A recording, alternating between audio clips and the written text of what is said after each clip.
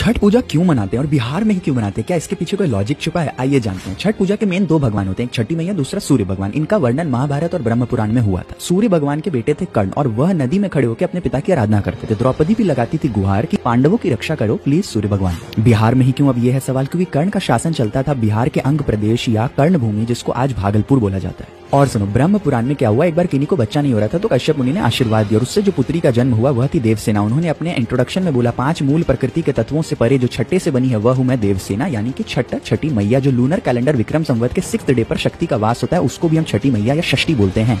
तो युद्ध की देवता कार्तिकेय की पत्नी बनी छठी मैया, जो ब्रह्म की बेटी थी, शिव और स्कंद माता की बहू थी, सूर्य भगवान की बहन थी और कर्ण की बुआ थी। पर क्या छिपा है इस पूजा की क्रिया में? कोई लॉजिक या साथ? दिवाली में पेट का हुआ था बुरा हाल, छठ का व्रत करेगा डिटॉक्स का कमाल, सूर्य की किरणों से मिलेगी विटामिन डी, ठेकुआ खजूर में होता है बेसन, उसका प्रोटीन मैग्नीशियम आयरन महिलाओं के स्वास्थ्य के लिए बहुत है शानदार। विज्ञान की किताब में पढ़े होंगे 5 एलिमेंट्स पंच महाभूत हम सबको बनाता है। जब हम अर्घ दे रहे होते पांचों हमसे कनेक्टेड होता है, गंगा का वाटर, आकाश का स्पेस, हवा का एयर ऑक्सीजन, दिया का फायर एलिमेंट और जमीन का अर्थ। 5 एलिमेंट्स मिलाकर जब हम लोग सूर्य पे फोकस करते हैं और 100 से भी ज्यादा लोग एक घाट पे एक समय पे ये काम करते तो हम कलेक्टिव कॉन्शियसनेस सामुदायिक चेतना को डेवलप करते हैं और हम 5 एलिमेंट्स के परे 6th सेंस या 6th मेटाफिजिकल एलिमेंट स्थूल से सूक्ष्म की तरफ बढ़ते हैं और उसी को सिंबॉलिकली छठी माँ के रूप में हम मानते हैं और उसका आशीर्वाद हमारे जीवन को पवित्र करता है। तो इस वीडियो को ज्यादा से ज्यादा फैलाइए और छठ महापर्व को धूमधाम से मनाइए।